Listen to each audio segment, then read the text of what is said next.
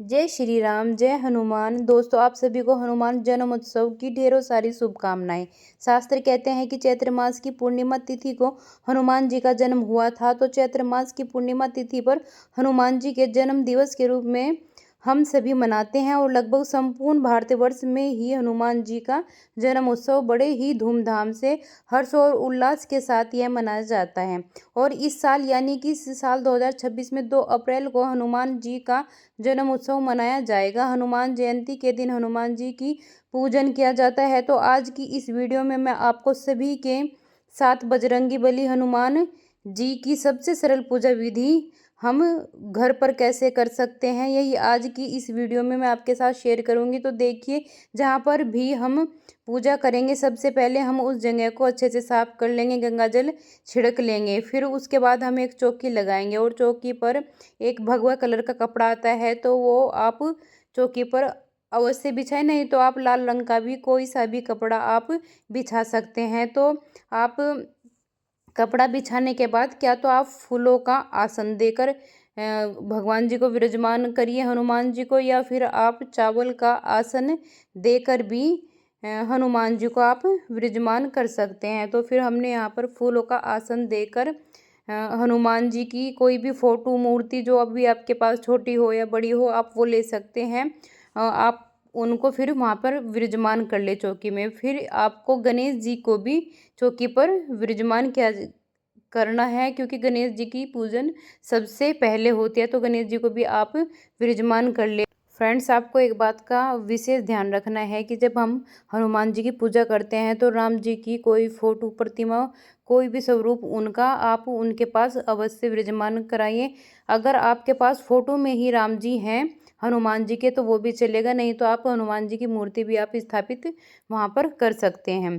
तो क्योंकि हनुमान जी बिना राम जी के पूजा स्वीकार नहीं करते, तो आपको इस बात का विशेष ध्यान रखना है। तो आपको पाठ करने के लिए हनुमान जी की कोई एक हनुमान चालीसा ले ले। अगर आपके पास कुछ भी उनका पाठ करने का हो, सुंदरकांड है तो सुंदरकांड के आप ले लीजिएगा, कोई भी किताब हो, नहीं तो आप हनुमान चालीसा तो आपको इस दिन अवश्य करनी चाहिए। आप 7 बार भी कर सकते हो, 11 बार भी आप पाठ कर सकते हो। दीपक अति आवश्यक होता है, तो सबसे पहले आपको दीपक प्रज्वलित करके रखना है, क्योंकि दीपक ही पूजा का साक्षी होता है। फिर उसके बाद हम प्रथम पूजने भगवान श्री गणेश जी को भी हम अक्षत समर्पित कर देंगे, एक वस्त्र के रूप में कलावा समर्पित कर देंगे। तो राम जी को भी कलावा हमने समर्पित कर दिया है, हनुमान जी को भी आप कलावा समर्पित आपको करना है। तो आप यह कलावा समर्पित कर दें, या फिर उसके बाद आप कोई भी आंकड़े के पत्ते होते हैं उन पे राम लिखकर आप उनको वो समर्पित कर सकते हैं।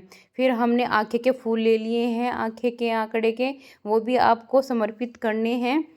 फूल कुछ अगर आपके पास लाल कलर के फूल है वो भी समर्पित कर दें, कुछ भी आपको फूल मिल जाते हैं वो आप समर्पित कर सकते हो। हमने दक्षिणा समर्पित कर दिए है। फिर आंकड़े के पत्तों में हमने राम लिख के 21 पत्ते ले लो आप, या फिर आपको 51 पत्ते लेने हैं तो उसकी माला बनाकर आपको समर्पित कर देना है। हनुमान जी को यह माला पहना देनी है।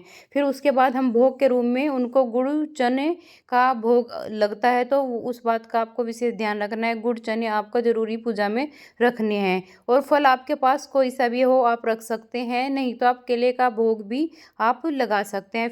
तिलक मैंने पहले ही लगा दिया था। तो देखिए, यह जो ऑरेंज रंग का सिंदूर आता है ना, इससे चोला भी चढ़ाया जाता है। तो हनुमान जी को इस दिन सिंदूर में चमेली का तेल मिलाकर चोला चढ़ाया जाता है। तो हनुमान जी को चोला पुरुष चढ़ाते हैं, महिला चोला नहीं चढ़ाती है। तो पूजा महिलाएं कर सकती है लेकिन चोला नहीं चढ़ा सकती है, इस बात का आपको विशेष ध्यान रखिएगा।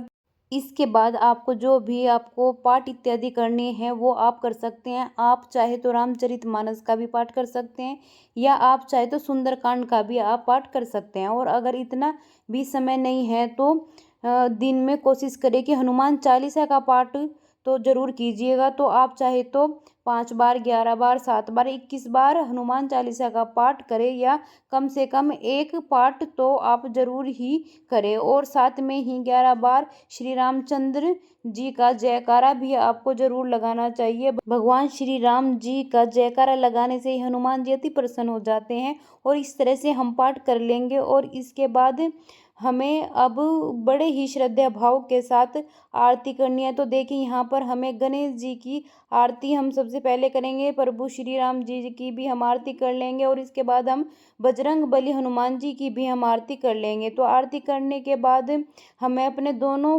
हाथों को जोड़कर पूजा में जो भी हमारी रही सही कमियां होती हैं उनको हमें क्षमा याचना करनी है और अपनी मनोकामना पूर्ति के लिए भगवान श्री हनुमान जी से हम प्रार्थना करेंगे कि हे बजरंगबली हनुमान जी, कलयुग के एक ही मात्र देवता कहे जाते हैं कि तो हनुमान जी का पूजन करने से हमें समस्त प्रकार की बाधाओं से मुक्ति तो मिलती ही है, साथ में ही मनोकामना भी हमारी पूर्ण हो जाती है। तो आप अच्छे से समायाचना कर लें और जो भी आपकी मनोकामना है वो मनोकामना आप हनुमान जी को बोल दें, क्योंकि इस कलयुग में एकमात्र हनुमान जी ही जागृत अवस्था के देवता हैं। तो पूजा में हम अपनी मनोकामना को ज़रूर ही बोलेंगे और फिर प्रार्थना भी करेंगे कि पूजा के बाद हम जो हमारे जल का लोटा रहता है ना, जल के लोटे का हमें सूर्य देवता को अर्घ देना है। तो ये बात आपको अवश्य जान लेनी चाहिए कि जल का लोटा ऐसे नहीं रखना, उसको हम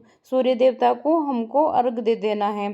तो जो हमने भोग प्रसाद चढ़ाया है उसे हम आप प्रसाद के रूप में सभी को बांट दें और जान लेते हैं कि पूजा की चौकी हमें कब हटानी है। तो पूजा की चौकी है यह अगले दिन उठानी है, उस दिन नहीं उठानी होती है ना। आपने चढ़ाई है, आप किसी भी मंदिर में यह या किसी भी लड़की को या फिर आप मंदिर में पंडित जी को यह दक्षिणा दान दे देंगे या फिर ज़रूरतमंद को भी हम ये दान दे सकते हैं। तो इसी के साथ जो भी पूजा के फूल फल आप ने यूज़ किए हैं ये सभी आपको इधर उधर नहीं डालने होते हैं। तो आप किसी भी गमले में डाल दीजिएगा या फिर आप भूमि विसर्जन या जल विसर्जन कर सकते हैं। आप इसे अपने घर के गमले में भी डाल सकते हैं। तो थोड़े दिन बाद ही इनमें से खाद बन जाएगी तो और छोटे से पौधे निकलने शुरू हो जाएंगे। तो इसका कोई नुकसान नहीं है, ये सामग्री हमको ऐसे यूज़ करनी होती है। तो इधर उधर हमको भूलकर भी ये नहीं डालनी होती है। तो जो जनेऊ है अपने